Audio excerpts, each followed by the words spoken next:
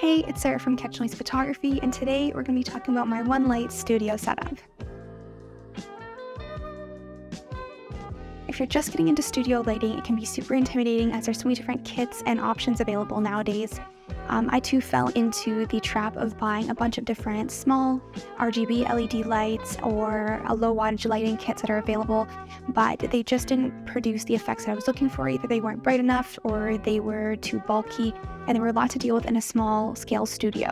So today we're going to take a look and dive into the Lowel Tota LED XL. When it comes to artificial light, the popular choice for lots of photographers are usually speed lights and strobes, which, don't get me wrong, they are great, but they aren't able to aid in video work, as the light only appears for a split second. The usual issue you hear about continuous light is its lack of power and brightness until I found this setup.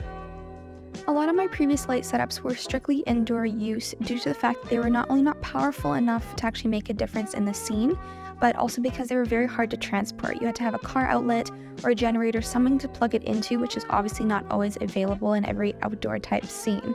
Although in this video I did use a plug-in power outlet in the studio, I love that this setup can actually be powered by a V-mount battery.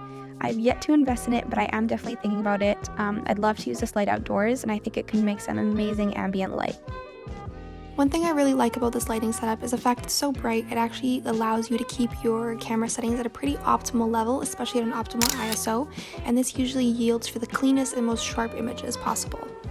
For the next setup, I kept everything the same, just adding an umbrella diffuser. Just wanted to show the difference, how the light output is still the same.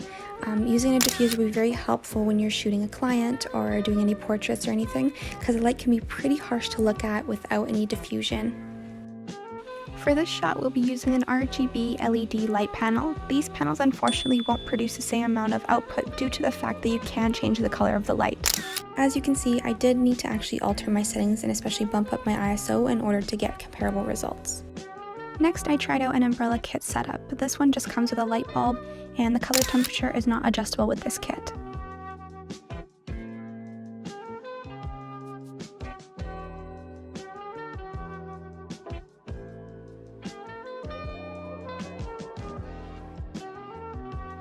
So to sum things up, if you're looking for a really good photo and video light that is capable of still being powerful, yet it's compact, really easy to set up, doesn't take up a lot of room, the Lowel Tota LED XL might just be for you.